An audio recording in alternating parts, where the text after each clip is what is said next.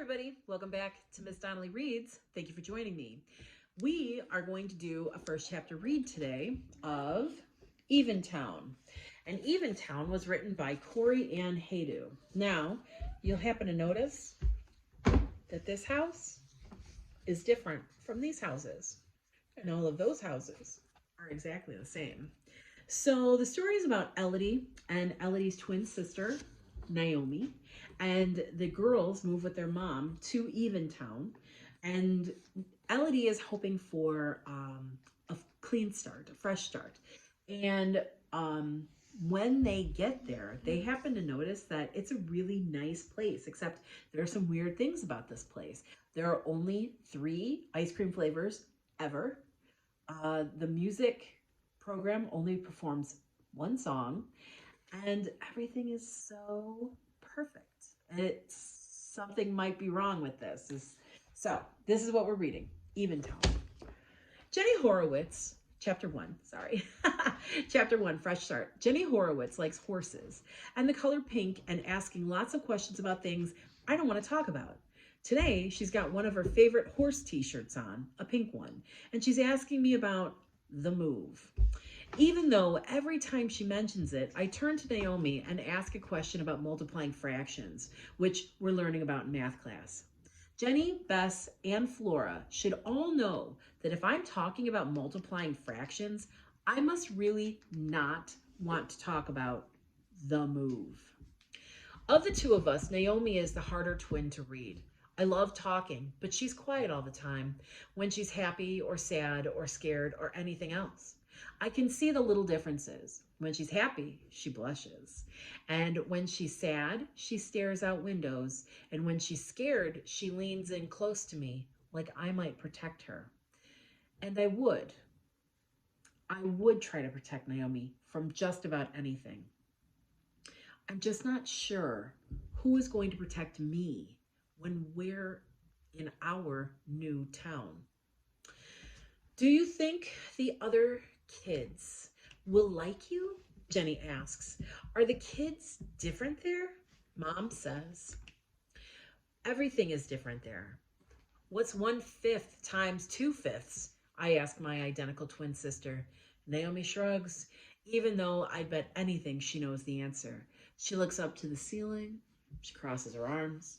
She is angry, but no one can tell. When I'm angry, everyone knows it.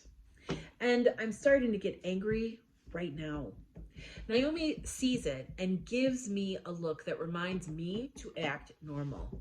Naomi and I have found that if you act normal when you're out in public, you can save all your sad and sorry and worried feelings for home. At home, when it's just us, we do a lot of being sad and sorry and worried. But at school, Naomi is that amazing gymnast, and I am the girl who makes weird cookies, and we are both in the group of girls who most people pretty much like. Lately, though, I've been having a hard time pretending to be the girl who most people pretty much like, even though she's a little loud and a little weird sometimes. Those are in parentheses. I know I'm supposed to be Elodie from before, and Naomi is supposed to be Naomi from before, because otherwise we have to be something much, much worse. Still, it's hard to be me from before when you are in the now, and I am not doing the best job at it. Last week, I yelled at John in the middle of English class. I used a bad word. One of the only words Dad says we can't use. It must have been a really, really bad one. It said, and I said it right in front of our teacher. I got in trouble, of course, but John did too, because everyone heard what he said to me.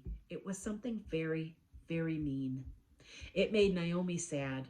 Things that make me angry often make Naomi sad. And that's a part of being twins that no one really understands, especially me. Why are you moving in March? Jenny asks. Shouldn't you wait until the summer and move then? What about dividing fractions? I ask Naomi. Is it even harder than multiplying? Naomi nods. Dividing is really hard, she says.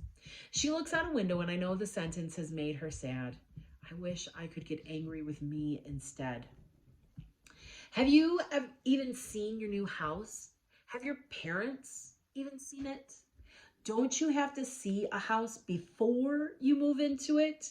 Jenny is relentless. She's speaking so loudly that other people are turning and looking at us, and no amount of shushing from Bess or nudging from Flora seem to be stopping her.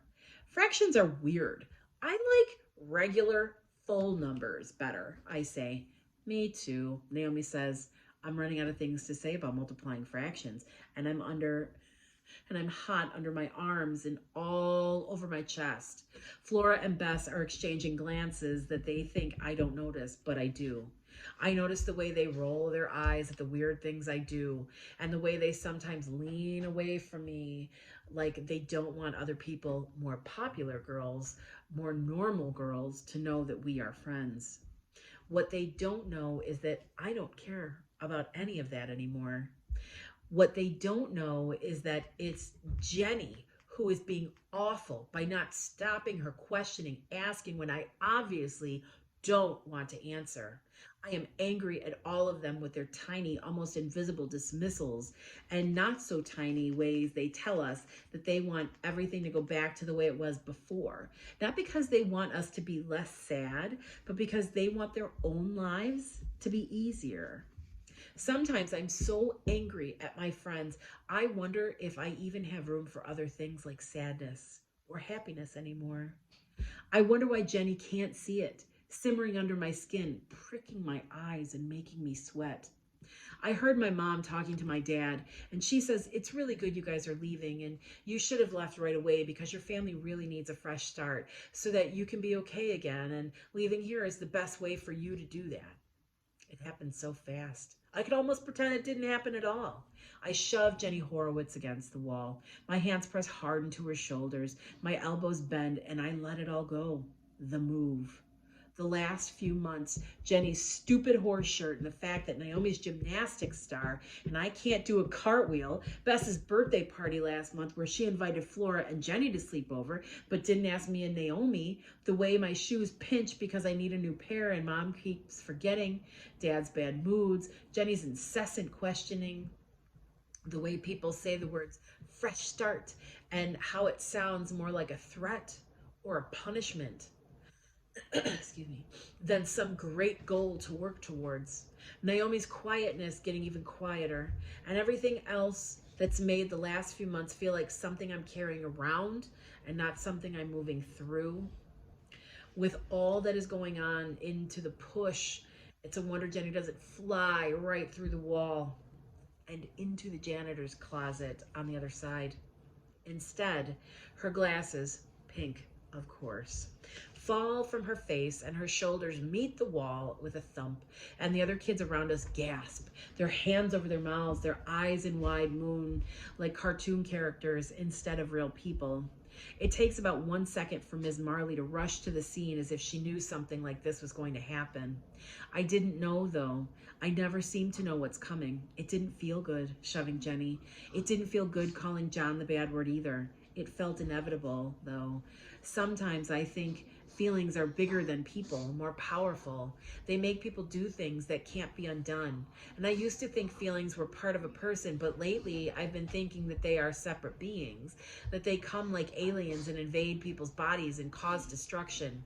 Naomi didn't agree or disagree when I told her my theory, but I heard her sniffing in the top bunk later that night, and I thought, yep, there's an alien taking over Naomi's body for the night. What a jerk. After shoving Jenny, I sit in the principal's office and make fists with my hands and keep all my muscles very, very tense. Sometimes I hang my head and take deep breaths, but I don't cry and I don't yell, and I definitely don't shove anyone else. The principal doesn't get mad at me. She doesn't punish me since it's my last day of school anyway. I have always liked the principal. She wears dresses with cat patterns and bird patterns and giraffe patterns, and she makes goofy jokes that kids make fun of, but I sort of like. She has never treated me any differently than she did last year. Some days are harder than others, she says with a sigh, like she knows the same things I know, like she shoved someone too, like she sat in a little room like this one and gotten a headache from the effort of just trying to be okay. Isn't that right, Miss Lively? But I don't say anything. I don't make a noise at all, but I nod at the way the principal in a dress covered in elephants can say something so simple and so true. It's a good one, I think. Can't wait to read it.